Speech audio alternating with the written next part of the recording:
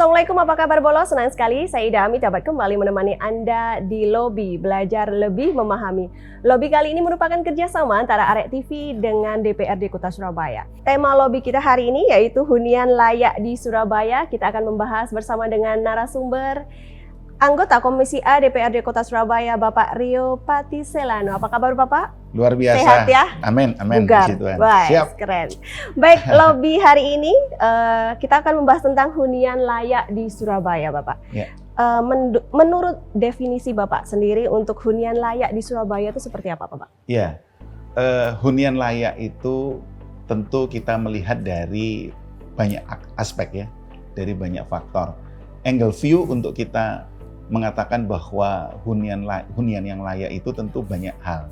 Bisa dari akses. Bisa dari fasilitas, bisa dari sarana dan prasarana, bagaimana ketersediaan fasilitas yang ada di dalam hunian yang layak tersebut. Kemudian environment itu lingkungan sekitar dan lain sebagainya. Dan yang terlebih penting adalah di mana letak daripada hunian yang layak ini. Dan kemudian siapa yang akan masuk di dalamnya, dan kemudian juga sistem yang diberlakukan di dalam hunian yang layak ini. Dan ini yang sedang kita bahas di dalam Raperda. Okay. Jadi saat ini kita sedang membahas rancangan peraturan daerah. Ada 88 pasal yang sedang kita bahas dan baru saja kita running. Kurang lebih sudah ya hampir 2 minggu ini kita running tentang Raperda hunian yang layak, sehingga kita bisa melihat untuk kedepannya itu hunian yang layak betul-betul bisa Raperda hunian yang layak ini bisa membawa manfaat kepada warga Surabaya. Amin. Oke, Pak Rio tadi sudah menginformasikan begitu ya, secara umum kriteria yang masuklah dalam hunian layak. Tadi ada aspek akses, fasilitas, sarana prasarana. Boleh lebih detail lagi Pak, sedikit saja sebenarnya kalau untuk aksesnya seperti apa, fasilitasnya seperti apa, seperti itu ya, lingkungannya dan sistem yang diberlakukan itu seperti apa untuk bisa dikatakan hunian layak itu Pak? Ya, jadi misalnya akses, apakah kemudian dia berada di jalur yang tidak terlalu jauh dari misalnya fasilitas umum, apakah dia terlalu jauh dari layanan publik, misalnya transportasi dan lain sebagainya. Jangan sampai juga kemudian ada sebuah hunian yang layak, tapi ini terpencil dan jauh dari mana-mana. Nah, itu sudah nggak mungkin kita katakan sebagai hunian yang layak, karena justru akhirnya malah membawa sebuah mudarat tidak bermanfaat karena akhirnya merepotkan sendiri. Belum lagi akses jalannya yang mungkin gitu kurang optimal seperti itu. Kurang lebihnya seperti itu. Kemudian misalnya sistem yang seperti apa yang kita akan pakai. Hari ini yang kita lihat bahwa hunian yang layak dalam hal ini yang kita fokuskan di dalam Raperda itu, yang paling banyak pasalnya itu membahas tentang rusun. Oke. Ya, rusunawa. Nah, di mana hari ini memang kita melihat saat ini antriannya begitu luar biasa. Antrian apa Pak? Antrian warga untuk bisa masuk. Oke. Nah, antrian ini sampai hari ini itu 14.000 kurang lebih. 14.000. Iya, 13.000 something. Iya. Ketika saya periode pertama tahun 2009, ini kan periode ketiga saya. Waktu saya periode pertama tahun 2009 itu antrian masih 3.000. Oke. 2009 itu 3.000. Ternyata begitu kemarin 2024 saya dilantik untuk periode ketiga, saya coba find out seperti apa ini posisi rusunawa, dan saya kaget sekali ternyata sudah hampir 14.000, 13.000 something. Ini kondisi dari 3.000 sejak Bapak mengetahui ya, ini kondisi dari 3.000 sampai sekarang hampir 14.000 itu karena rusunawanya yang belum optimal atau yang pendaftarnya semakin banyak Pak? Jadi gini, bagaimanapun juga pemerintah kota ini harus mulai memperhatikan ketersediaan rusun. Ya. Makanya kalau kita lihat hari ini rusun yang ada itu sangat terbatas sekali jumlahnya. Dan kemudian demand supply, ya, demand supply. Ketersediaannya sedikit, tapi warga kan nambah terus. Ya. Nah, apalagi ada urban. Nah, ini yang harus kemudian juga kita betul-betul fasilitasi dan kemudian kita pikirkan. Makanya kemudian kita mencoba menghadirkan sebuah solusi dengan Raperda ini. Salah satu contoh adalah target kita, pemerintah kota itu bangun bukan sekedar 5 lantai. Hari ini, Pemkot itu membangun kurang lebih 5 lantai. Rata-rata. Rusun-rusun itu nggak ada yang tinggi-tinggi. Nah, kenapa Pak dibuat, bukannya semakin tinggi semakin harusnya demikian. Iya. Tapi menurut pemerintah kota, melihat bahwa, kalau tinggi nanti otomatis ada lift. Sempat ditanya. Dan lift ini tentu biaya maintenance-nya banyak. Belum nanti kalau lift itu, mohon maaf ketika ada orang-orang atau anak-anak kecil yang bermain dan lain sebagainya, otomatis jadi rusak dan lain sebagainya. Ini yang saya katakan tadi bahwa hunian yang layak itu juga bicara tentang sistem. Nah, makanya kita mencoba menghadirkan solusi, jangan hanya 5 lantai. Nanti di Raperda itu kita dorong untuk 20 lantai. 20 lantai, kalau misalnya dalam satu area 20 lantai, satu tower itu kita targetkan 1.000. Dalam sebuah area kemudian kita bisa 5 tower, maka di 3 wilayah itu 15.000. Selesai itu masalahnya. Nah, tinggal persoalannya mau atau tidak. Makanya kita siapkan aturannya dulu. Regulasi kita siapkan, kemudian kita dorong pemerintah kota, kemudian ya kita anggarkan bersama-sama, ini kan uang rakyat dan lain sebagainya, ya kemudian kita bangun. Kalau titik area atau tempat itu banyak di kota Surabaya. Tinggal mau atau tidak. Contohnya Pak, contohnya. Goodwill, Surabaya Barat ada.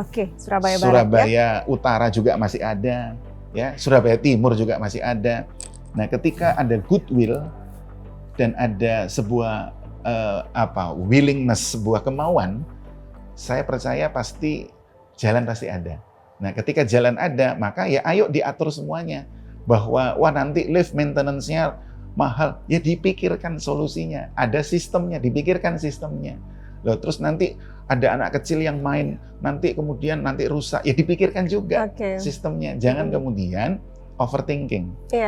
Kalau sudah belum overthinking, nggak akan kebangun ini. Nah, makanya kita berpikir, ayo dari awal itu positive thinking, bukan overthinking. Semangat ya Pak ya. Sehingga akhirnya bisa terlaksana. Salah satu contoh misalnya ada sebuah pusat perbelanjaan. Ya, pusat perbelanjaan mall, ada 3 tuh di Mer ya, di Surabaya Timur. Nah, yang 3, salah satu contoh yang mall yang ketiga nih, udah parkir aja di situ, di bawah mobil, naik. Di sebelah eskalator itu kan ada lift. Masuk aja ke liftnya, ada siapa di dalam? Bukan kosong, ada petugasnya. Nah, petugasnya ini yang kemudian menjaga kebersihan lift, sehingga akhirnya dan juga melayani untuk naik turun dan tentu saja meminimalisir ketakutan-ketakutan yang tadi ada ya Pak ya. Nah, akhirnya ketika tidak overthinking tapi yang ada adalah solution, maka selesai. Ya kan? Baik. Nanti kita akan simpan dulu untuk Rusunawanya. Kita akan balik lagi di Pak, bagaimana perkembangan kualitas dan jumlah hunian layak di Surabaya sendiri, Pak? Perkembangannya saat ini? Perkembangannya, yaitu yang tadi saya katakan, bahwa perkembangannya untuk hunian yang layak masih kurang. Pembangunan rusun hari ini kan belum. Kalau dilihat dari secara menurut Pak Rio ya, kacamata Pak Rio, berapa persen Pak? Masih minim. Masih minim. Di bawah 50? Oh, jelas. Rusunawa yang terakhir yang kita lihat terbangun besar itu pun provinsi. Di Surabaya bukan kota Timur. ya? Bukan. Itu di Surabaya Timur dan itu pun juga bantuan dari pemerintah pusat. Itu di daerah Gunung Anyar sana. Tapi kita kan belum melihat contoh di Surabaya Utara juga. Itu pun juga yang kita lihat, ayo mari kita mendorong pemerintah kota untuk berani. Karena bagaimanapun juga kita harus menyediakan itu, tapi sistemnya harus kita siapkan juga. Iya, dipikirkan juga ya, jadi selaras ya Pak ya. Jangan sampai kemudian Rusunawa ini sudah jadi tapi kemudian sistemnya nggak ada, akhirnya yang menikmati dari urban. Nah itu juga jangan dong, ini kan dari kota Surabaya, dari, oleh, dan untuk warga Surabaya. Kejadian Pak di Surabaya? Ada, banyak itu. Banyak ya? Banyak. Nah itu yang harus disisir juga. Gitu. Baik, kita kembali lagi. Nah kalau menurut Pak Rio nih, harga rumah sendiri, harga rumah di Surabaya saat ini sesuai nggak Pak dengan daya beli masyarakat? Oke. Khususnya bagi masyarakat yang berpenghasilan rendah. MBR ya. Untuk harga rumah MBR, hari ini untuk harga rumah MBR itu kurang lebih 160 sampai 250 juta. 160 sampai 250 juta ya. Nah, sekarang kalau misalnya kita anggaplah average 250 juta. Kalau 250 juta orang membuat katakan dia 15 tahun gitu ya. Untuk dia angsur 15 tahun. Itu udah paling lama ya, Pak? Per tahunnya itu kurang lebih 1,6 juta. 1,6 juta. 1,6 juta ya. Kalau nggak percaya dihitung aja itu. Tinggal dibagi-bagi itu kan. 1,6 juta 15 tahun. Nah, baik. Kalau 10 tahun, kalau 10 tahun itu 250 juta, 10 tahun per bulan kurang lebih 2,4 jutaan. 2,4 jutaan ya. Nah, jadi artinya kalau kita melihat dari UMR Surabaya, ya, sebetulnya masih ke cover. Iya. Tapi kalau yang 2,4 ya kalau UMR ya kasihan banget. Dia harus lebih termenya lebih lama. Tenornya jangan 15 tahun, mungkin 20 tahun. Jatuhnya kalau 20 tahun bisa 1 jutaan lah. Sehingga kan UMR kurang lebih 4,9 yang akan nanti ada. Nah, kalau 5 juta lebih lah dia masih bisa cover. Tapi kalau kurang dari itu ya agak berat kalau memang mereka mau coba. Kecuali dia adalah suami istri ya. Iya, bekerja. Pasangan muda, kemudian atau dia punya usaha apalah, UMKM, itu masih bisa cover. Kalau menurut Bapak sendiri untuk daya belinya masyarakat sekarang ini harga segini sudah masuk atau belum sih Pak? Gini, nowadays kalau misalnya dengan situasi ekonomi global seperti hari ini, saat ini pasca pandemi itu mungkin agak tough ya. Tapi kalau sebelum pandemi, saya rasa itu fine ya. Iya, itu reachable kok itu, sangat reachable.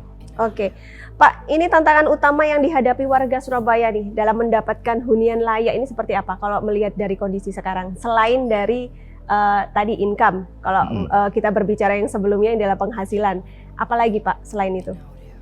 Tantangan ya? Iya, tantangan warga untuk bisa mendapatkan rumah layak huni. Ini kita kembali lagi kalau kita bicara layak huni yang hari ini kita sedang bahas ini rusun ya. Rusunawa. Sesuai dengan yang dibahas di Raperda. Iya. Oke.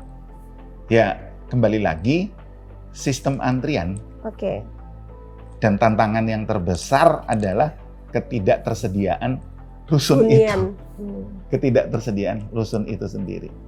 Makanya kita mencoba untuk hadir sedemikian rupa karena ini jadi problem yang luar biasa.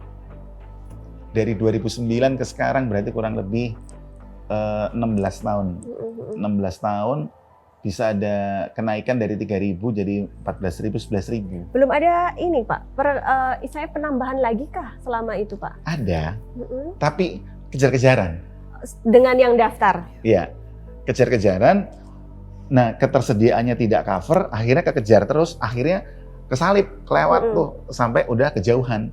Dan yang paling utama adalah screening, karena contoh ada di sebuah tempat, saya nggak sebut areanya ya. Surabaya mana deh Pak? Surabaya Barat. Oke, Surabaya Barat. Surabaya mana itu ya? Selatan. Oke, Surabaya Selatan. Barat dan Selatan ya, Barat dan Selatan. Ya, Barat dan Selatan. Bayangkan orang yang dari luar kota tinggalnya di situ. Sidoarjo masuk luar kota nggak sih? Oh masuk dong, kalau kita ngomong APBD mah, kalau kita ngomong APBD, anu ya. Masuk, oke, masuk. Ya. Terus, Rusunawa. rusunawa itu kan otomatis ketika kita bicara MBR, maka kita harus punya screening dong yang jelas. Tapi ternyata yang masuk di sana di bawah itu mobil hebat-hebat semua itu di bawah. Nah ini kan berarti screeningnya gimana? Terus kemudian ada satu orang ternyata dia punya beberapa unit. Nah ini kan bukan MBR dong. Iya betul. Kenapa dia Salah sampai bisa sasaran, punya? Pak. Nah inilah yang kemudian ini bicara sistem. Ini bicara sistem. Makanya yang kemudian kita sedang bahas betul adalah bagaimana supaya kita bisa tidak hanya menghadirkan solusi secara infrastruktur, tapi juga aturan. Pak Rio, sebenarnya syarat-syarat sendiri untuk daftar di Rusunawa itu seperti apa sih Pak? Kalau misalnya strata atas tidak boleh seperti itu. Ya. Syaratnya sendiri apa Pak? Kalau untuk tinggal di Rusunawa Pak? Ya, pasti yang pertama mendapatkan informasi dari Dinas Pertanahan. Oke. Kalau sekarang kan namanya DPRKPP. Dinas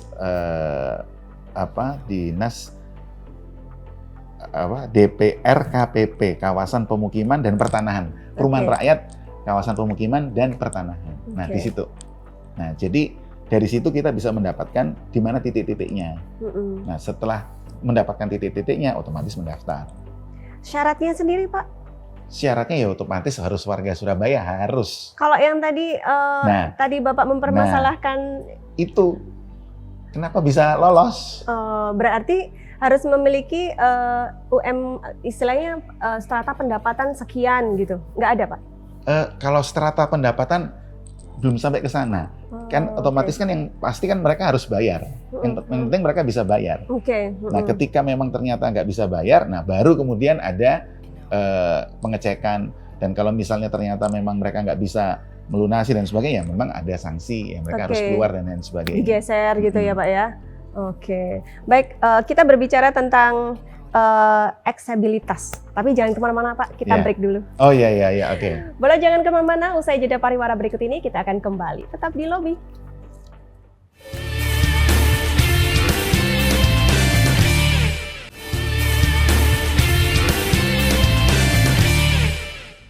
Kembali di Lobi bersama dengan narasumber kami, anggota Komisi A DPRD Kota Surabaya, Bapak Rio Patisilano. Baik, kita kembali lagi Pak. Nah, apakah lokasi hunian menjadi faktor penting Pak bagi masyarakat Surabaya dalam memilih tempat tinggal? Lalu bagaimana hal tersebut bisa mempengaruhi harga dan aksesibilitas hunian? Ya, pasti. Ketika lokasinya prime, pasti akhirnya akan banyak peminat. Ketika lokasinya memiliki akses yang mudah, pasti juga banyak peminat. 5 menit dari rumah sakit. Nah, ketika itu menjadi sebuah barang cantik nih, ya kan gitu. Ketika hunian ini menjadi barang cantik, otomatis peminat banyak. Ketika peminat banyak, kembali lagi ke hukum ekonomi, demand supply. Ya, tapi dari hal ini kami tentu juga pemerintah harus hadir dalam menetapkan harga. Bagaimanapun juga ini kan dari dari pemerintah Kota Surabaya untuk warga Surabaya. Maka kita juga harus memikirkan harga juga jangan terlalu mahal. Nah, makanya kita mencoba untuk kemudian membangun tempat-tempat rusun atau hunian yang layak, yang vertical housing, itu di 00 jalan kita coba dengan skema rusunami. Ya. Nah, kita misalnya bangun rusunaminya di daerah-daerah yang super strategis. Ketika kita bangun di daerah-daerah super strategis, pasangan-pasangan muda, ini bukan untuk MBR ya. Oke. Ini bukan untuk MBR. Oke. Nah, keuntungan atau nilai yang lebih yang didapatkan dari perputaran ekonomi di dalam rusunami di daerah yang super strategis ini yang kemudian kita coba subsidikan ke Rusunawa. Iya. Oke. Idenya seperti itu. Kira-kira di daerah mana Pak? Sudah ada bocoran? Iya. Buru-buru, buru-buru ini. Kan boleh ya, kan yang non MBR. Pasti akan terdengar kok. Oh, oke. Pasti akan terdengar, pasti nol jalan. Oke. Nah, nol jalan. Nol jalannya di mana, Pak? Yang pasti tengah kota ada ya, dan otomatis kalaupun tidak tengah kota, Ayani. iya, Terus ya. iya bisa jadi. Oke, bisa jadi. Bisa jadi. Tapi kembali lagi itu kita harus melihat bahwa apakah ada aset pemerintah kota di situ. Oke. Karena kembali lagi vertical housing yang untuk mensubsidi yang MBR tadi, yang rusunawa dan lain sebagainya, itu kembali lagi kita harus memikirkan tidak boleh tanahnya bukan aset pemerintah kota. Oh, siap. Kalau enggak kan otomatis kan kita harus beli. Keluar lagi Keluar lah lagi kos. uang, ya. Kemudian katakan atau di kontrak jangka panjang 100 tahun, tetap aja ada biaya kontrak. Betul, jangan, betul. kita nggak yang seperti Ya. itu. Nah, kalau memang ternyata di jalan-jalan tersebut ternyata ada, ya why not? Ya kita bisa bangun Bolo vertikal. cluenya nol jalan, terus tanah pemerintah. Iya. Oke, boleh lah. Ya, nah itu otomatis super strategis. Makanya kita nggak berikan ini kepada MBR. Oke, betul, Pak. Ketika di super strategis, otomatis kan harga pasti akan tinggi. Menyesuaikan. Ya, nah paling tidak pasangan-pasangan muda, Gen Z sekarang. Yang memang pekerjaannya memang dekat kantor. Betul. Ya kan, Pak, perkantoran. Betul. Ya, siapa tahu dari rusunaminya ke kantor cuma jalan kaki, bersepeda. Ya. Nah, tidak hanya itu, kita juga mencoba membuat sebuah ide. Jadi misalnya gini, rusunami yang tadi saya bilang 1 tower katakan 1.000 nih. Terus kemudian di area itu bisa jadi 5 tower. Iya. Ya, berarti 5.000. Nah, tapi kita berpikir gini, idenya katakan di 3 lantai pertama ini adalah kegiatan ekonomi. Atau kita taruh niaga lah ya. Iya. Kegiatan ekonomi, kegiatan niaga, katakan misalnya ada sebuah perkantoran atau ada sebuah pasar, tapi jangan basah, ntar jadi kotor kumuh ntar, yang kering gitu. Atau misalnya ada sebuah supermarket atau name it. Apapun Pokoknya ya, apapun itu yang kegiatan niaga. Iya. Nah, sehingga ini bisa mensupport yang ada di atasnya. Betul. Dan kemudian hasilnya itu otomatis bisa simbiosis mutualis, bisa saling subsidi. Asik tuh. Wow, Bolo pasti nggak sabar nih nungguin di daerah mana, kapan. Karena kalau kita lihat di luar negeri kan banyak tuh. Iya, seperti itu yang konsepnya, paling di Singapura, di China, di mana-mana itu banyak banget. Iya, jadi kita lihat 3 lantai pertama itu sudah betul-betul niaga banget. Khususnya buat mereka yang memang mulai pagi sampai malam bahkan kegiatannya ada di kantor ya Pak ya. Jadi memang mencari hunian yang tidak terlampau jauh dari tempat kerjanya. Menarik sekali. Pak, kalau menurut Pak Rio sendiri, apakah Bapak melihat adanya ketimpangan dalam distribusi hunian layak di antara daerah pusat, daerah pinggiran Surabaya, mungkin barat, utara, selatan? Kalau ketimpangan sudah pasti tidak disengaja. Kenapa ketimpangan itu tidak disengaja? Karena kan semua terkait dengan lokasi dari hunian itu sendiri.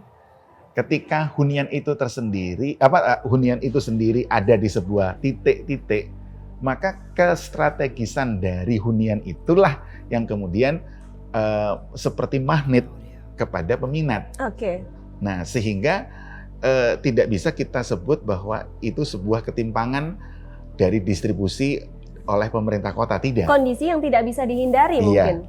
Iya. Jadi semua kembali kepada ketersediaan area yang kemudian bisa dibangun oleh pemerintah kota. Peranan dari pemerintah sendiri Pak untuk istilahnya meminimalisir kalaupun ada seperti itu Pak? Ya berarti kita upayakan tempat-tempatnya berarti. Oke. Supaya termasuk mungkin izin dari penyedia hunian itu tidak ya Pak? Ya? Tidak.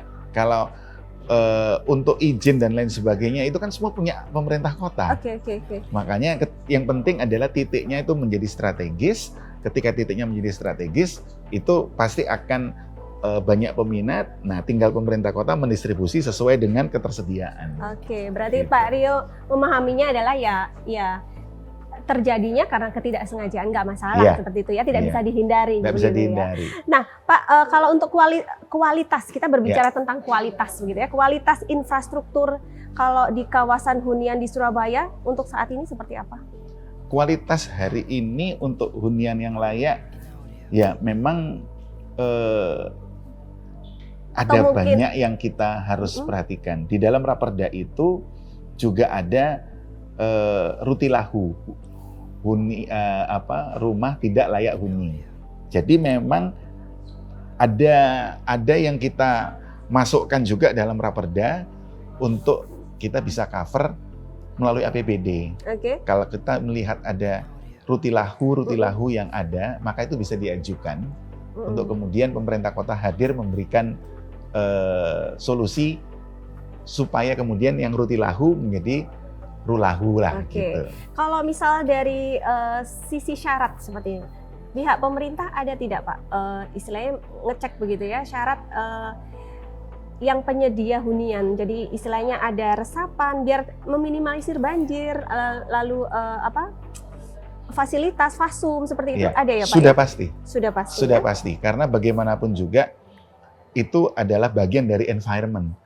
Ketika sebuah bangunan vertical housing, entah itu kita sebutnya adalah rusun, dibangun ya otomatis semua itu adalah sebuah faktor yang harus disiapkan. Dan itu sudah syarat ya Pak ya? Pasti. Itu lebih kepada teknis. Oke. Jadi ketika tidak diatur di raperdanya, tapi nanti itu secara teknis dari DPR KPP-nya sendiri yang akan melaksanakan itu.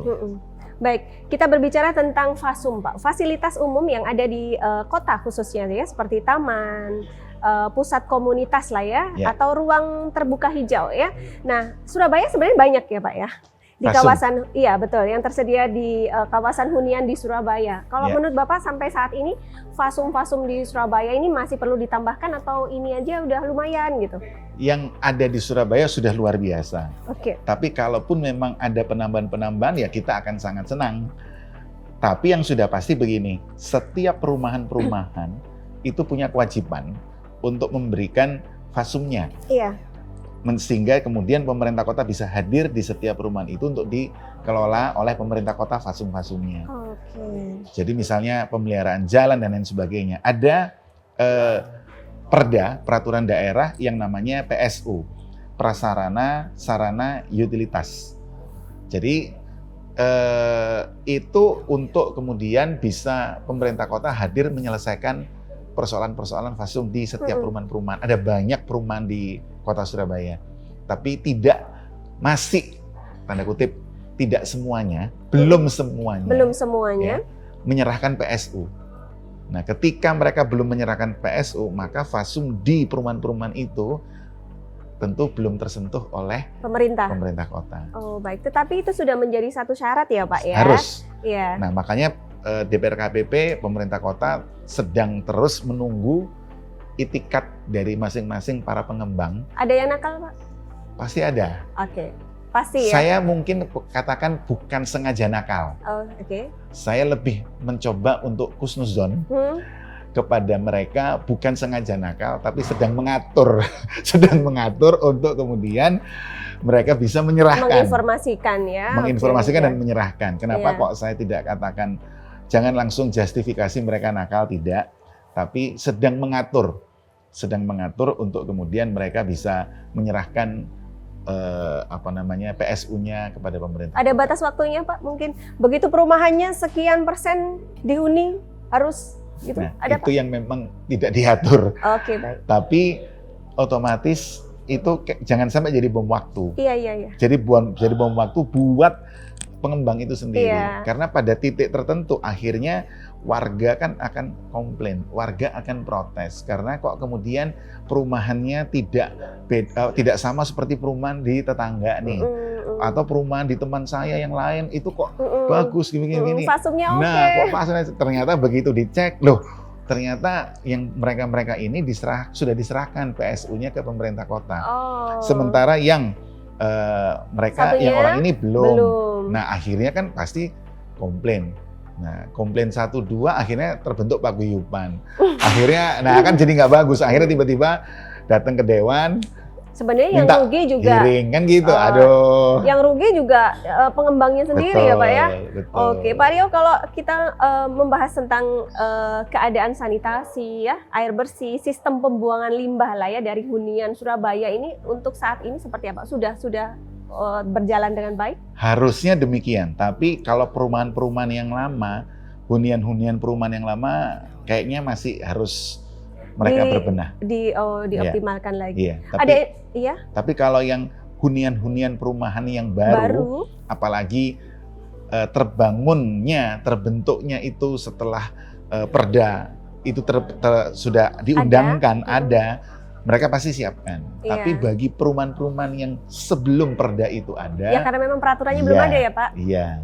Nah itu yang kemudian akhirnya menjadi celah lah kita katakan, sehingga akhirnya mereka tidak memiliki sanitasi yang baik. Ada data mungkin Pak, sekian persen gitu belum tersalurkan air bersih gitu, atau semuanya sudah ya Pak ya?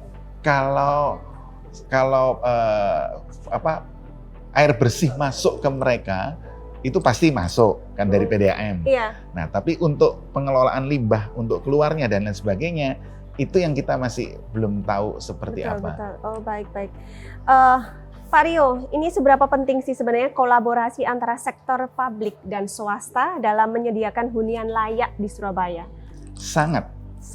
Karena kami juga hadirkan di dalam raperda itu bahwa perumahan-perumahan swasta, apartemen-apartemen swasta, itu kita dorong untuk menyediakan 20% untuk fasum. Jadi kita minta supaya mereka juga hadir menyelesaikan situasi-situasi ini. Nah, tidak sekedar fasum, tapi kita juga mendorong mereka-mereka ini bisa memberikan 20% untuk hunian yang layak juga ikut terlibat di dalam pembangunan dan lain sebagainya. Dan 20% itu sebenarnya menjadikan syarat. Pak, ada nggak tidak?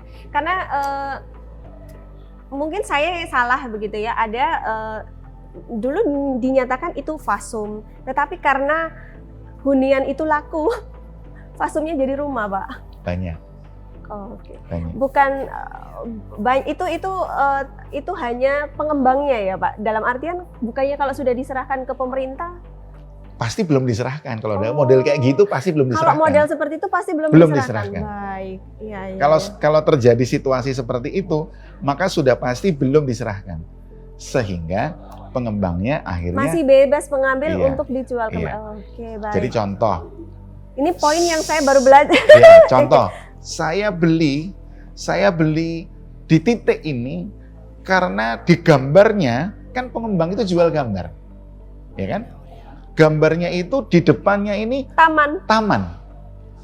Saya beli di titik ini karena persis di depan itu lapangan tenis misalnya.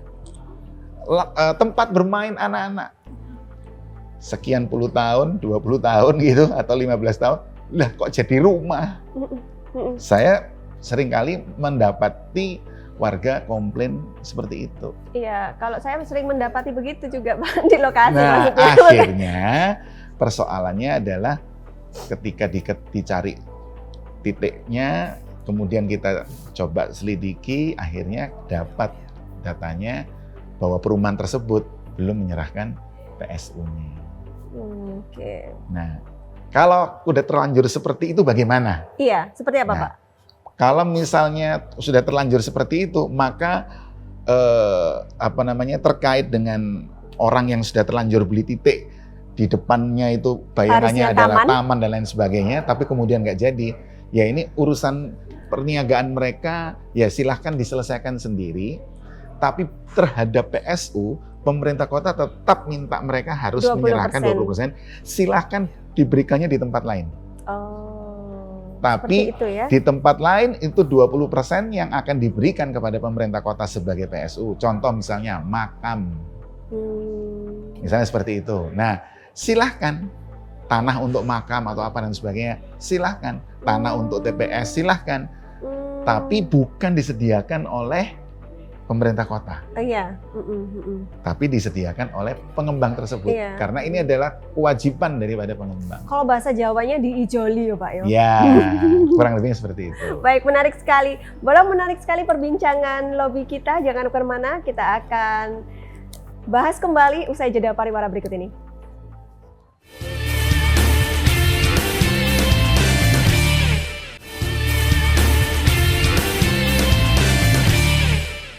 Kembali di lobi, tepatnya di gedung DPRD Kota Surabaya, kita membahas tentang hunian layak di Surabaya. Baik, Pak Rio, ini bagaimana kalau kita membahas tentang kesadaran masyarakat Surabaya mengenai pentingnya memiliki hunian yang layak dan aman. Ini sepengetahuan Pak Rio, mungkin banyak sekali pasangan-pasangan muda mungkin yang lebih nyaman tinggal sama orang tuanya, atau mungkin mereka lebih memilih pisah. Kalau menurut di mata Pak Rio seperti apa kalau orang Surabaya, Pak? Ya, jadi kita nggak bisa ngomong bahwa itu tipikal kota Surabaya atau kota mana. Tidak bisa mewakili. Nggak bisa. Kenapa? Karena itu kembali kepada personal, kemampuan ekonomi masing-masing keluarga muda. Ya, makanya kemudian istilah PMI kan gitu. Pondok Mertua Indah kan gitu. Nah, itu kan kembali lagi semua kembali kepada kemampuan finansial dari keluarga muda. Iya. Jadi nggak mungkin kita ngomong, oh tipikal Surabaya berarti dia selalu, enggak juga. Semua kembali kepada kemampuan finansial. Ketika ternyata, apakah orang tersebut pasangan muda sudah pasti dia bisa mandiri? Enggak juga, contoh. Misalnya keluarganya ini keluarga mampu, keluarga berada. Tapi anak tersebut tidak mau mengandalkan orang tuanya. Dia mau mandiri. Nah, otomatis dalam rangka dia mau mandiri, tapi belum punya uang, maka dia nabung dulu. Nah, jadilah PMI. Oke. Nah, kan jadilah PMI nih setelah nikah. Niatnya sementara. Nah, niatnya sementara. Kemudian dia langsung ketika dia sudah nikah, kerja, ngumpulin uang, akhirnya udah ngumpul, baru dia beli. Ada jeda waktu. Tapi kemudian ada juga yang merasa bahwa dia mampu, dia bisa langsung keluar, tapi orang tuanya bilang, mamanya misalnya, di sini aja. Nah, nggak ada temennya, Pak. Nggak ada temennya. Akhirnya nggak bisa dia keluar untuk dia mandiri. Jadi banyak faktor sebetulnya yang menyebabkan itu. Oke, berarti tidak bisa mewakili ya orang Surabaya habis menikah sukanya mandiri, tidak bisa gitu juga ya Pak ya? Iya, kembali kalau secara agama, iya. Kalau secara agama yang saya anut, ya laki-laki dan perempuan ketika sudah bersatu dia harus keluar dari rumah orang tuanya. Itu yang kami jalani. Jadi di keluarga kami apapun itu, berjuang, kalaupun namanya berjuangnya di luar, iya. Jangan di dalam. Oke, bisa ngekos dulu gitu ya, ngontrak dulu, apapun lah ya. ya. Harus di luar. Berarti satu rumah hanya ada satu kepala keluarga, begitu ya? Iya. Oke, baik. Pak, kalau di Surabaya saat ini ada tidak LSM yang berperan dalam pembangunan layak di Surabaya? Selain mungkin ya pemborongnya ya, ada tidak LSM Pak? Nggak pernah. Nggak ada ya Pak? Jadi LSM yang sampai seperti itu sampai hari ini belum terdengar. Oke. Tapi ketika mulai kelihatan, wah ternyata tidak terbangun atau tidak tersalurkan. Nah, tiba-tiba LSM umum muncul untuk membela warganya. Oke. Tapi kalau LSM yang khusus yang menyediakan tidak ada. Nggak ada. Kita mumpung bahas ini ya Pak. Kembali lagi ke MBR begitu ya. Berarti kan MBR dan juga ketersediaan rusunawa ini sebenarnya sangat membantu untuk masyarakat yang mungkin strata pendapatannya kan rendah begitu. Betul. Ya. Untuk sampai saat ini, untuk di Surabaya sendiri ini masih harus seberapa banyak lagi Pak yang harus istilahnya disediakan? Karena kan tadi antriannya aja ini 14.000 misalnya. Kira-kira nih Pak, untuk yang daftar-daftar ini mereka dijanjikan kapan nih Pak? Pemerintah kota makanya kita dorong dengan Raperda ini. Oke. Ya, harapan kita memang tahun ini atau tahun depan itu sudah mulai bisa dibangun. Sudah mulai dibangun ya Pak Jadi ya? Raperda ini kita harapkan selesai ya katakan 2 kali 2, 4 bulan. Oke. Kalau 4 bulan berarti Juni lah. Apalagi dibangunnya kan di tanah pemerintah sendiri Betul, juga ya Pak ya, betul. jadi tidak ada. Katakan Juni, kemudian harmonisasi fasilitasi 2 bulan, berarti 6 bulan, berarti Agustus. Agustus proses di atas paripurna, katakan September. Ya kalau iya tahun depan berarti. Harapan kita kalaupun memang pemerintah kota bergerak, maka tahun depan sudah mulai bisa Sudah bisa dibangun ya. Sudah mulai bisa dibangun, tentu nggak lagi 13.000 pasti Sudah akhirnya pasti. nambah. Iya, sambil menunggu antrian itu kan nambah lagi. Pasti. Nah, tapi paling tidak 2026, 2027 sudah terbangun sedemikian rupa ya sehingga akhirnya paling enggak antrian yang sudah ada itu bisa berkurang. Iya. Jadi sabar dulu ya Bolo ya, sambil ngantri mungkin sambil cari ya itu tadi bisa kos, bisa kontrak ya Iya. Pak ya, atau Pondok Mertua Indah. Baik, Bolo saat lagi kita akan kembali, tetaplah di Robi.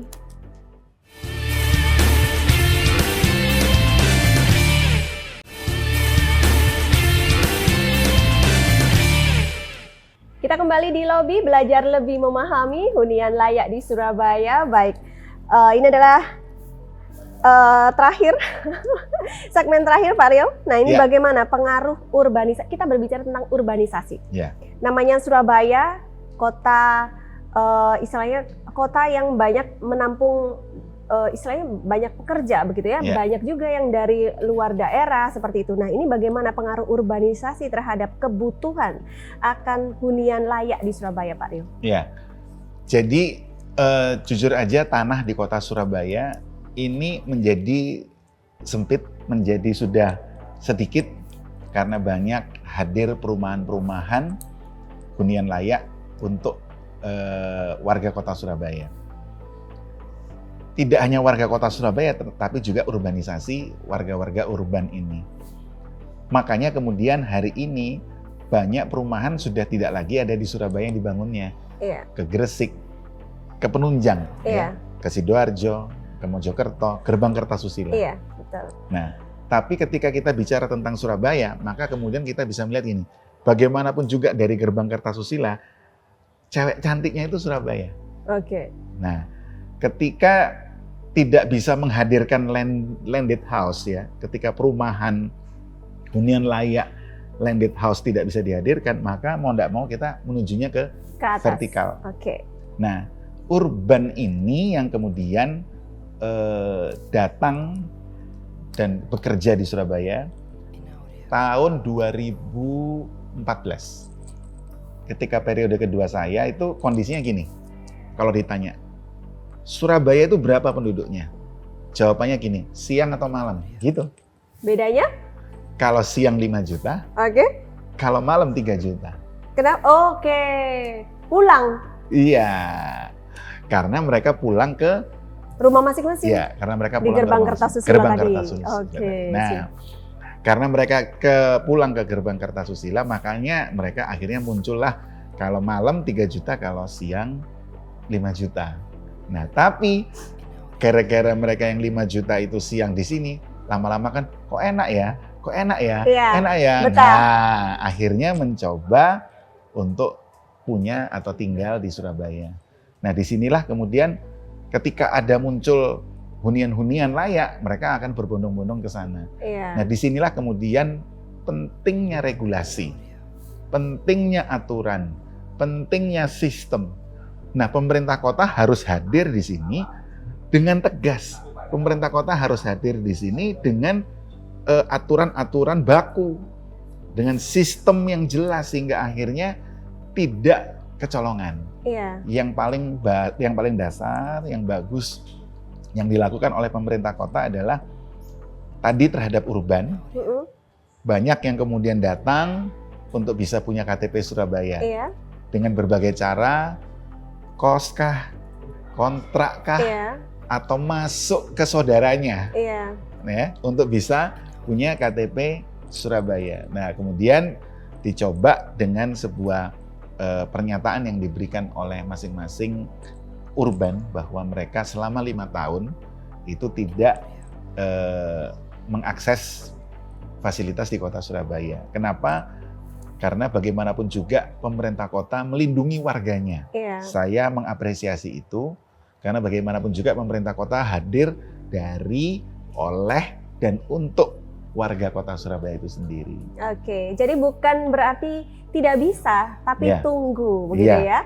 Kalau mampu mungkin perkara mampu bisa ya Pak Iya. ya. Oke. Jadi makanya terhadap urban, sikap pemerintah kota, sikap kami seperti itu. Sehingga artinya bahwa ya kita menyadari yang namanya perbedaan antara siang dan malam tadi, itu yang kemudian membuat mereka bergairah. Iya. Asik juga nih di Surabaya. Iya. Kembali lagi, gerbang Kartasusila adalah penunjang, tapi cewek cantiknya adalah Surabaya. Surabaya. Ya, secara energi juga Pak, semakin tua ini perjalanan jauh juga semakin jadi PR Pak. Gitu ya. Iya. Jadi istilahnya win-win solution lah ya. Iya, Tidak iya. melarang tapi tidak, istilahnya tidak hamburan juga, tidak memudahkan Iya. juga seperti itu ya. Iya. Baik, menarik sekali. Pak Rio, terakhir mungkin ada yang mau disampaikan ke Iya. Bolo Surabaya? Iya. Silakan. Kepada Bolo Surabaya, tetap sabar, tetap tunggu, yakinlah bahwa pemerintah kota itu hadir buat semua warga kota Surabaya. Apa yang dilakukan pemerintah kota adalah untuk kepentingan warga kota Surabaya. Kami pun juga yang ada di DPRD Kota Surabaya, raperda yang sedang kami hasilkan, raperda hunian yang layak, itu juga untuk kepentingan warga kota Surabaya. Nantikan kehadiran Rusunawa, Rusunami di kota Surabaya untuk kepentingan warga kota Surabaya. Surabaya hebat, Surabaya maju. Terima kasih. Baik, Bolo, itu tadi perbincangan kita di lobi belajar lebih memahami dengan judul Hunian Layak di Surabaya bersama dengan anggota Komisi A DPRD Kota Surabaya Bapak Rio Patiselano. Terima kasih. Semoga bermanfaat. Kita akan jumpa di episode lobi mendatang. Saya Ida Ami. Wassalamualaikum warahmatullahi wabarakatuh. Kira-kira di daerah mana sudah ada bocoran? Buru-buru, buru-buru ini. Bahwa apakah ada aset pemerintah kota di situ? Karena kembali lagi vertical housing yang untuk mensupport, mensubsidi yang MBR tadi. Nol jalan, terus tanah pemerintah.